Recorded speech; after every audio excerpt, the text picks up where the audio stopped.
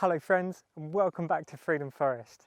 And today is that very exciting day of the season where I'm going to be planting our corn direct.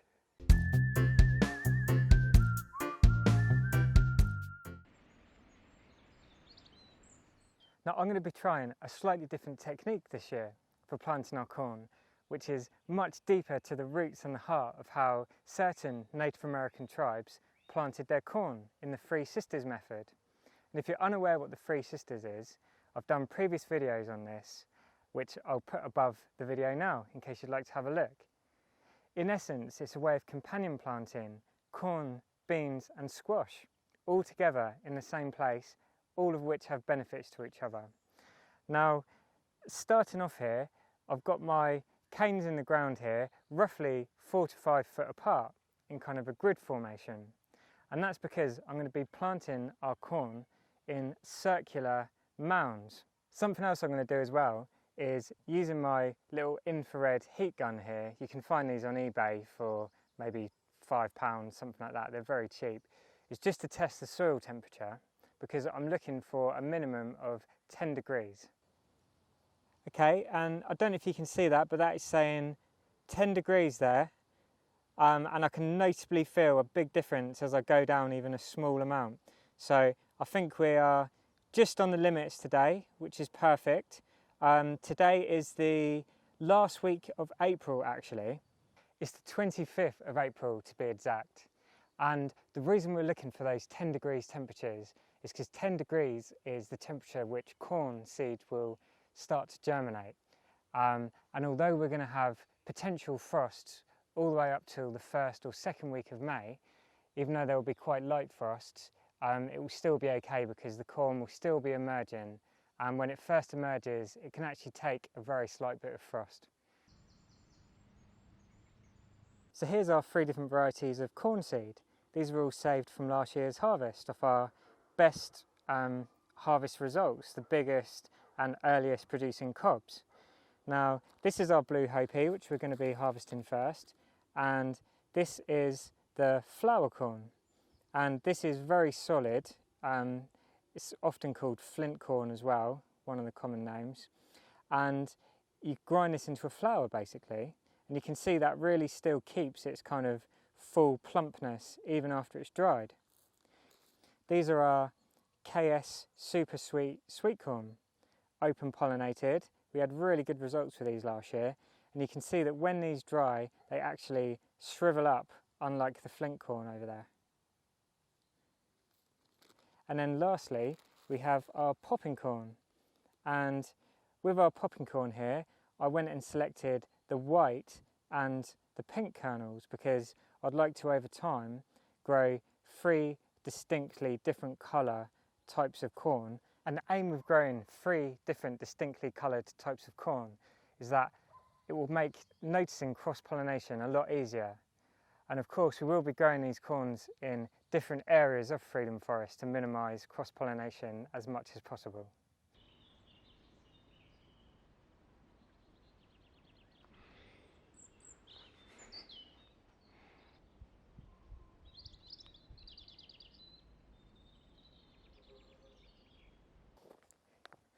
Before I get planting, you might be able to see there's a bit of weed regrowth here. This is, if you saw our bed on making these new no-dig potato beds the other day, this is the same area, and it's only got a very, very fine bit of compost on top of here, almost next to nothing actually. So we're still getting a bit of weed growth through from the topsoil beneath.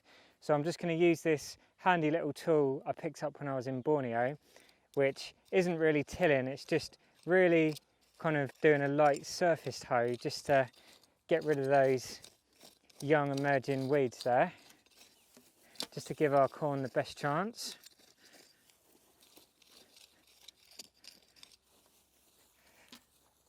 Lovely.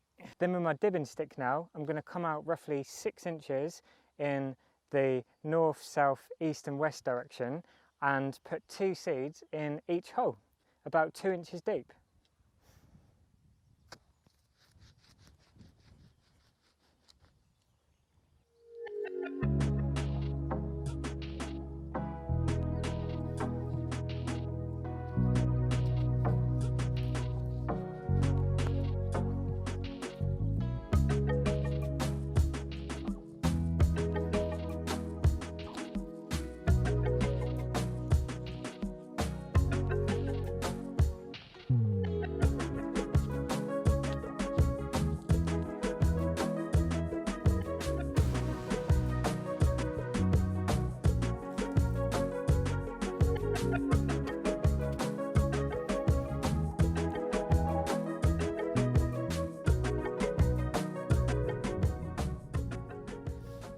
I'm then going to cover these and then put a little fresh bit of compost around this area as a top dressing and mulch.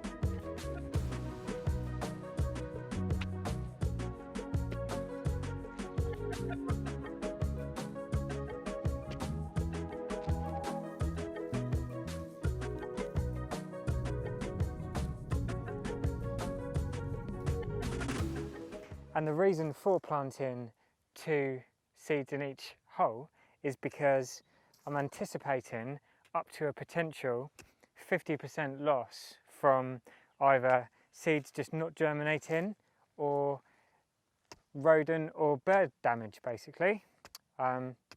We have quite a lot of wild animals here that like to come around and have a little graze on our vegetables, so I have to take that into account.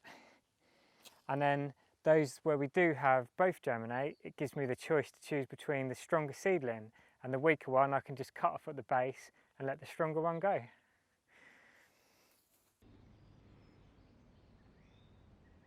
One of the really nice things about the blue Hopi corn, friends, is that it's actually a heritage variety, and it is one of the kind of true bred Native American varieties of the Hopi Indians or the Hopi Native Americans. And one of the beauties of that is heritage varieties are adapted to certain climates and climatic conditions, as well as being bred for potentially certain flavours or uses. And one of the really nice things about blue Hopi corn is that it's bred to be very, very drought tolerant. It's one of the most drought tolerant types of corn, which, although it's grown naturally in its native range in much hotter conditions than this, in the kind of Arizona area, also it makes it a good choice for us here because we're in a massive drought at the moment. It's only the end of April and we haven't had rain for such a long time now. The ground is just like dust. So that makes it very good for us because we don't have mains water here, and I don't even have the ability to water this corn today. So we're just going to have to let it do its thing. I've heard reports before that they could often plant this up to 1 metre deep to get some moisture down there and it would still sprout through the soil, which is absolutely amazing. And on the note of heritage varieties, my brother Hugh Richards just did a really good video outlining some of the other benefits of heritage varieties and kind of what you're not getting when you buy a lot of these modern bred and F1 varieties, so well worth checking that out as well. On the note of rain, that is the first grey cloud I've seen in ages, so I've got my fingers crossed. Something I'm really liking about this technique already is that it would have taken me ages to go around like I was before, planting root trainer plugs of the corn that I'd started in modules. This is just so much faster, and I can see how as each year progresses and I get the method down a bit better, with a longer stick that I can be standing up with, just go around, bend down, poke them in, I can actually plant quite a large area very quickly. And again, one of the beautiful things about these crops is that they were developed without machinery and without livestock, which means it gives the average person, without any expensive tools or equipment, the ability to grow some really amazing grains, which most importantly don't require complicated machinery to process.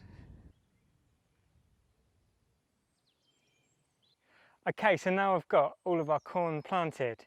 You can now see we've got these dark patches of compost around the base of each of these mounds.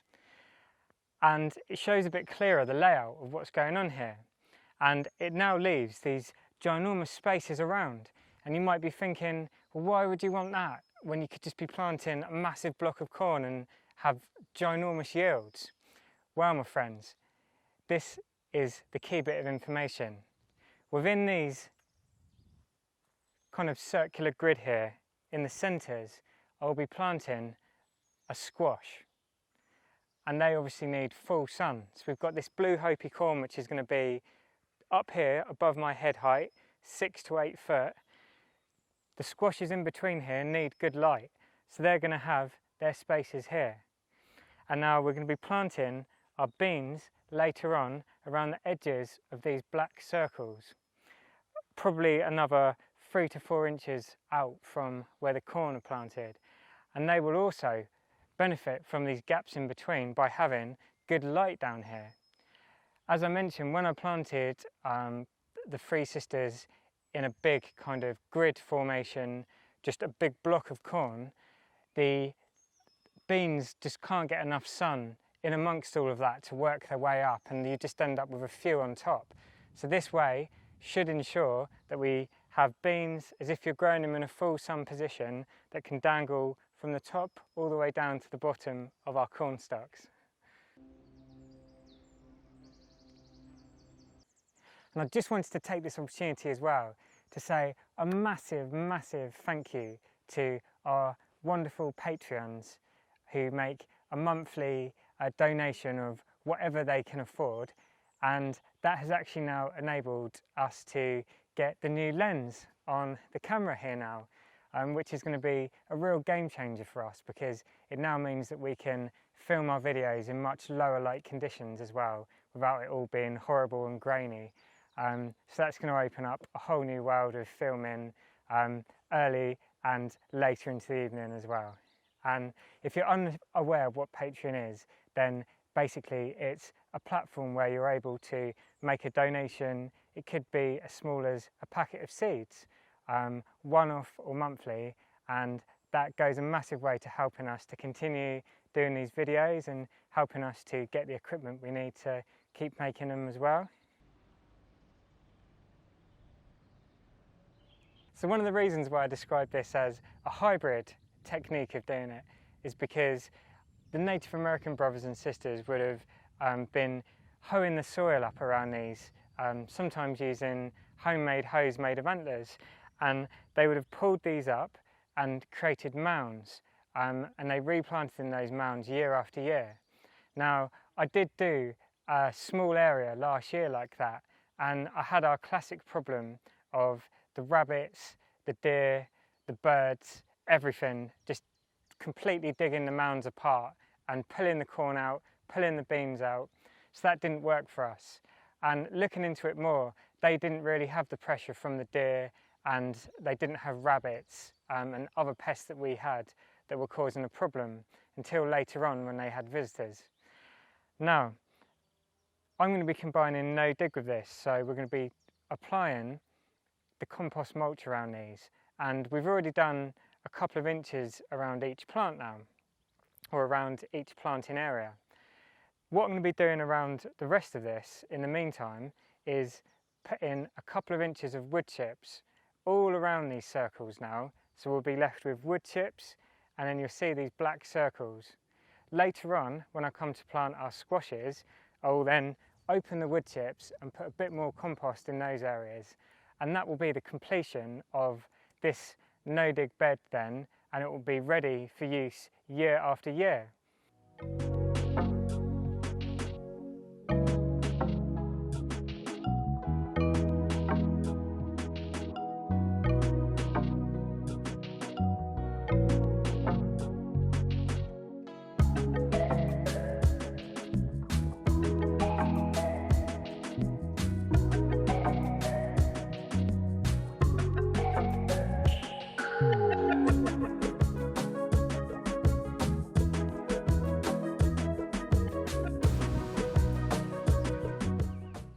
Well guys, that is the blue Hopi corn in and planted.